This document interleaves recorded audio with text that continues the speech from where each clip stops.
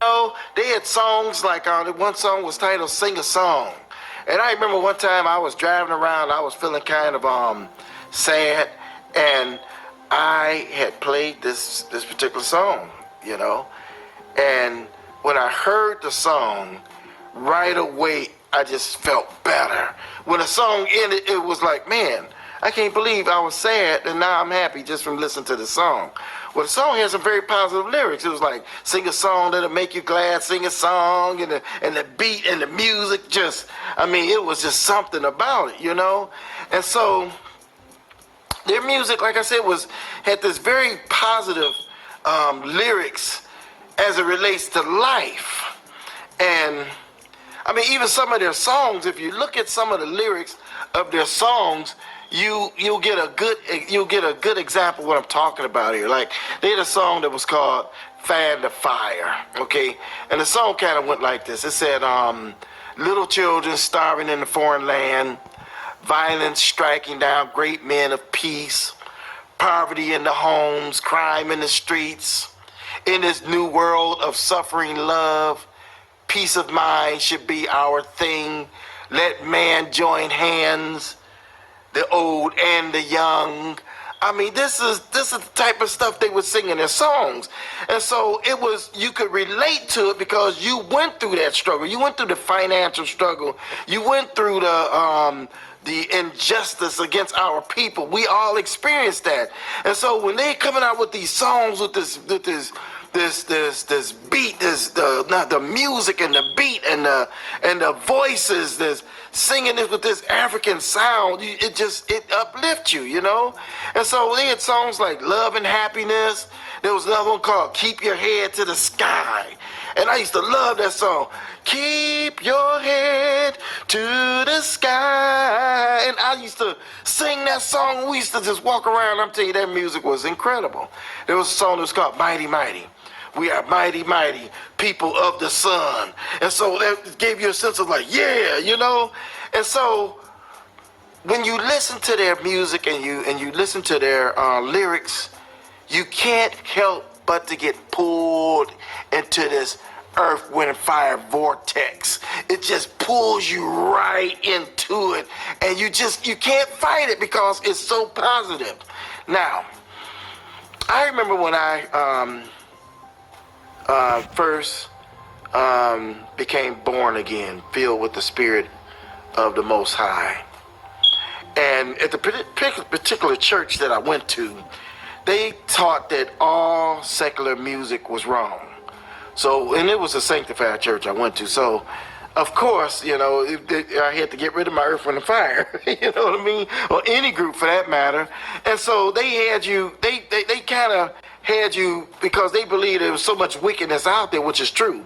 It is a lot of wickedness going on, especially in the music industry. And so I was taught to be careful of any music that had words to it. And be careful with even some of the gospel music. And I determined that a lot of the music had subliminal messages, and that we had to beware of repetitions in music. And so that takes me to the first time I realized something was wrong with Earth, Wind, and Fire's music. It was a song called "Evil." Yes, "Evil" was the name of the song. In the song, they mention evil so much until you would sit there and say, man, what is going on with the song? But let me tell you something. You didn't realize it though, because the song sounded so good. You would sing that song, and didn't even care because the music just pulled you right on in. Now I want you to listen to these lyrics. The song went like this. Evil running through our brain. We and evil's about the same. Bad blood through our body flows. Where's the love? Nobody knows.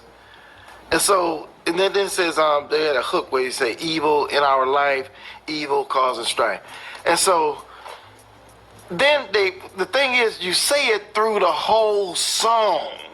And so now, when you talk about subliminal, and anyone that understands repetition, this is a bad thing to be saying that you got evil running through your brain and you and evil is about the same. And you humming this, you singing this thing, you singing the hook, evil in your life, evil causing strife. You're actually confessing this thing. And so for the first time, I said to them, now they end the song by saying something nice. Maybe we learn how to pray for a shiny day. I said, but you didn't confess through the whole song that you're evil and you got evil running through your brain. And so that's the one thing that kind of made me sit back. I said, man, I need to look into this stuff a little closer because we were listening to all of this stuff. And so that began to sort of open Pandora's box, as they would say. Now, the music of Earth, Wind, and Fire is very tricky because many of us grew up listening to Earth, Wind, and Fire. I can remember back in Detroit as a child, many of our family gatherings, that's what you heard playing in the background. You have your favorite songs like Reasons, September, Sunday Morning. That was one that came a little bit later when I was an adult. But still, these were some of the songs that we listened to. And it's kind of hard to fathom that there could be anything sinister with the music of Earth, Wind, and Fire. But those of us who are paying attention and digging deeper and looking below the surface, we are able to see things that most people refuse to see. There was a song called Energy. Okay, now pay attention. You're going to see where Earth, Wind, and Fire is getting all of these lyrics and what they're doing with these lyrics and what it's all about. This song called Energy goes like this. As we float through time as energy seeking no place, filling all space with song creating, giving and integrating all moods, happiness and sorrow, joy and pain remain the same as always, as energy, breathing air filled with prana, awaiting the timeless times of nirvana, to speak and learn secrets of life. Wait a minute. Prana and nirvana? What is this prana and nirvana? Prana in Hindu philosophy includes yoga, Indian medicine, and martial arts. Prana, the Sanskrit word for life force or vital principle, comprises all cosmic energy, permeating the universe on all levels. Prana is often referred to as the life force or life energy.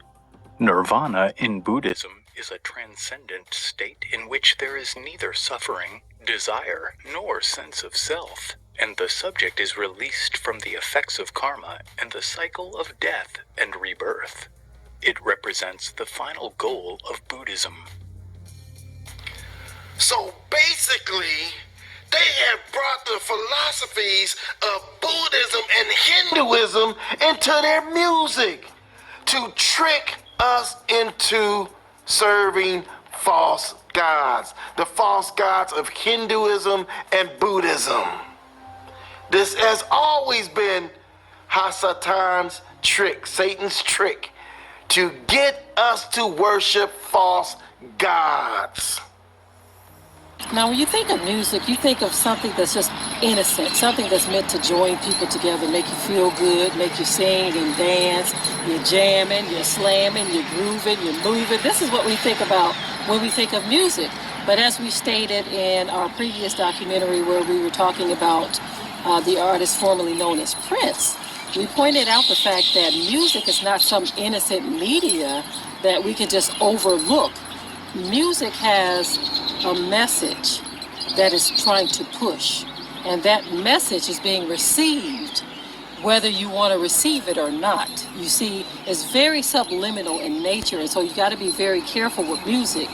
And it's kind of tough to relay this to people because once we get fixated on a favorite artist or a favorite group or a favorite song, it's not too much you can say to a person who's already fixated on the feeling that they get from the music, you see.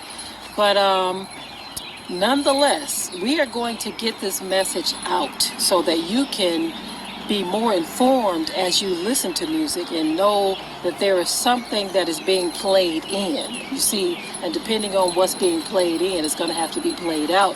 If it's something that is sinister in nature or something that is wicked in nature, we have to understand that this is not a game, family. Many of us are starting to see more and more that there is a spiritual realm that has been tapped into through music, through movies, through television, and through so many other things, including what you eat. Remember the song Sun Goddess? You remember what the album looked like? On the cover of Sun Goddess, you would see this woman whose face painted with gold, and the scene and behind her, everything's just gold pretty much. It looked like her face is blended into a wall of some sort, or the image blended into it, but it's all gold, right? And from the around her head is like these lines, almost look like rays, right? That's what they're trying to show you, the Sun Goddess. Sun Goddess was a single for jazz musician Ramsey Lewis and jazz R&B band Earth, Wind & Fire. It was written by John Lind and Maurice White of Earth, Wind & Fire. Released from Lewis's studio album Sun Goddess in 1974, Sun Goddess rose to 5, 20, and 44 on the U.S. disco, R&B, and Hot 100 singles charts respectively. It was Lewis's biggest hit since The In Crowd. Earth, Wind & Fire also recorded a live version of the song for their Gratitude LP in 1975. Sun Goddess, sun worship. This is exactly what they were pushing in their music, sun worship. The worship of the sun, which is one of the oldest sins in the scriptures. Because the scriptures tell you that even Judah at one time had prayed to the sun. Sun worship. Now, we can't say for certain that all of the music written by Earth, Wind & Fire or performed by Earth, Wind & Fire is satanically inspired. But what we can say that in doing our research, we've uncovered the fact that they are trying to guide you and direct you towards Egyptian deities, not towards the Most High. So when you look at that fact alone, you have to kind of go through their music and be very careful on what it is that you are playing into your spirit. Now, when you look at the titles of these songs, they all have a new meaning to you now. See, when you look at these songs with understanding, they have a whole new meaning. Now, the title of the album they had the song Sun Goddess on was called Gratitude. Okay? Listen to the titles of the songs that was on the album Gratitude. Sun Goddess, Sing a Song, Devotion, Sing a Message to You, Sunshine, Gratitude, Celebrate. These songs sound very ceremonial. Sing a message to you? What is this message you're trying to sing to me? It's sun worship. Look at the lyrics to Devotion. This is what they say in the song Devotion. Through devotion, blessed are the children. Praise the teacher that brings true love to many. Your devotion opens all life's treasures and deliverance from the fruits of evil. So our mission is to bring a melody, ringing voices, sweet harmony. For you, here's a song to make your day brighter. Here it goes. One that will last you long through troubled days, giving your heart the light to brighten. There it is again, watch. Let the sun shine. A smile your way. Open your heart. Feel the touch of devotion. Oh, wait a minute. Let the sun, see, they're trying to tell you, let the sun God into your heart. Huh? Let the sun shine into your heart. You see, this is all sun worship. Sing a message to you. Who is it from? Who is this message from? You want to sing a message to me? Who is this message from? Listen to the lyrics of the song Sunshine. Sunshine, you are my light. When dark days do appear, bringing me sunshine, my heart has no more fear. Birds in the air, they even sing your name, spreading love's rainbow and everlasting flame. You see this? It's in the music, it's in their lyrics. Look at the song Gratitude. Let's look at Gratitude. It says gratitude. Want to thank you. Want to thank you, freedom to stride. Love, peace of mind. We just want to give gratitude. Got plenty love. We want to give you with good music, and we're trying to say that the good Lord's going to make a way. Okay? So when you hear this, you say, okay, the good Lord is going to make a way. So they good. They believe in our Lord and Savior, right? But you got to understand who their Lord and Savior is. It's their Lord is the Sun God. This is their God. This is why they did the song called Sun God. It's on the album. You see? Now, all of this Sun God and Sun Goddess worship is throughout their songs. And not just that, it's the mixing of religion, pulling in all of these different words, religious words, to pull in the Christian, because the Christian is also what? A sun God worshiper. They tell you, no, we don't worship the sun. Yes, you do. This is why you have church on Sunday. And if you do your research, you'll see that Christianity is all about sun worship. This is why you see, if you just, all you have to do is do this. Go to Google and Google Jesus Christ. Okay, which we know that wasn't his name. But Google Jesus Christ images and look at the images and see how many images that are actually depicting him with the sun behind his head. They do that on purpose. Huh? Remember the movie, what was that movie called? Prayer Room. Remember when the young lady was talking to her husband and she was so forgiving because he was sitting there crying before talking all this stuff, crying before, and she was sitting there so forgiving. Look at her and look at her head and how they position her head in this particular footage. With the sun behind her hair, and her hair is hanging all down like this, right? And she's looking all forgiving. They did that on purpose. It's all about the sun worship. It's all about sun worship. Christians have actually been tricked into worshiping the sun god. Why do Christians have their services on Sunday? The early believers worshiped on the Shabbat, the Sabbath. If you look in the scriptures carefully, especially in the book of Acts, you will see the word Sabbath written so many times because they were worshiping, they were having meetings or teachings on the Sabbath. And so when you go to the scriptures and you're looking for Sunday in the scriptures, you might not see the word Sunday. You'll see first day of the week talking about Sunday, right?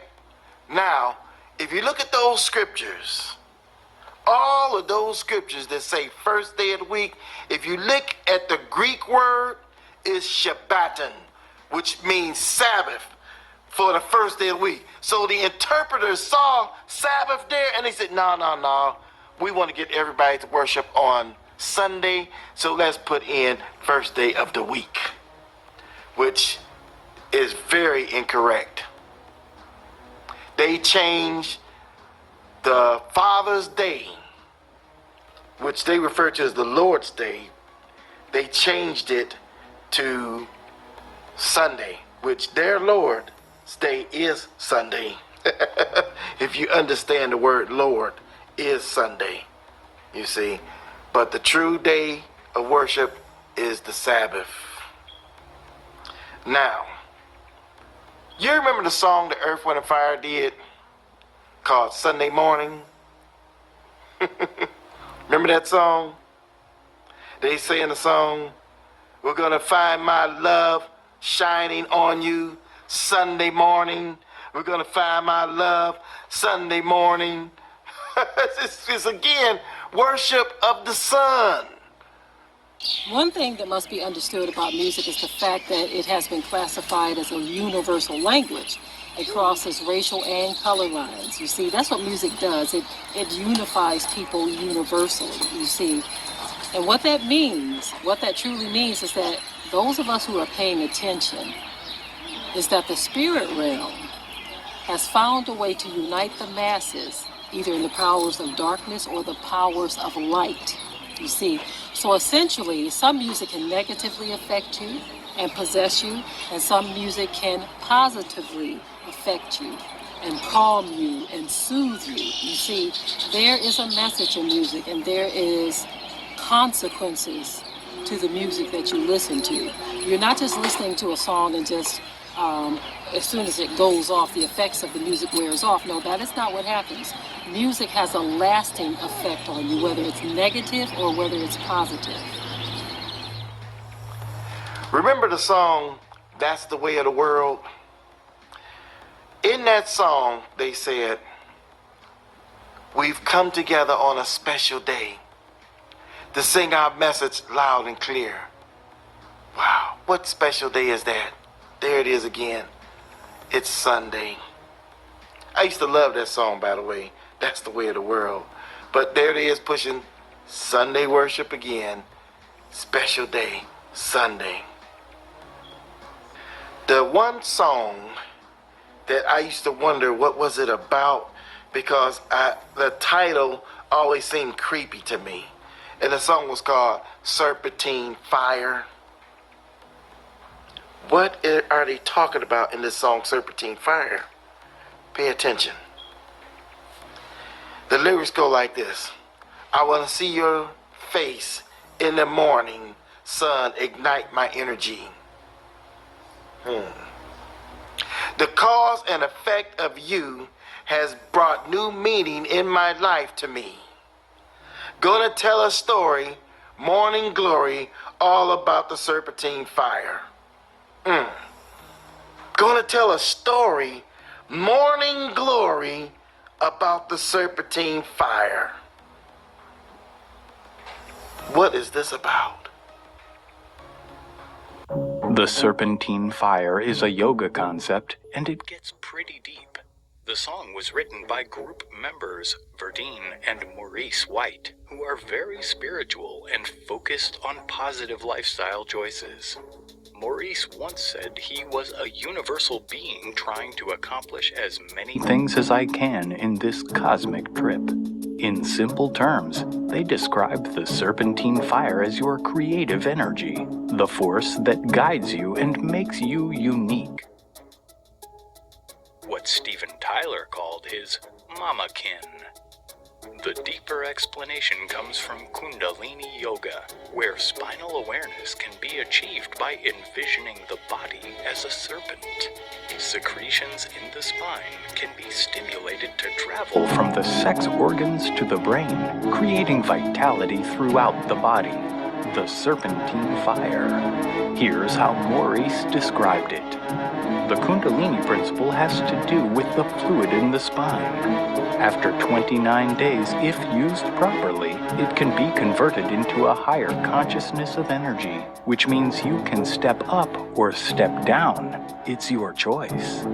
It's called a serpent because if you tipped the spine out of the body and looked at it, it would look like a serpent, and the fluid is the fire in the spine.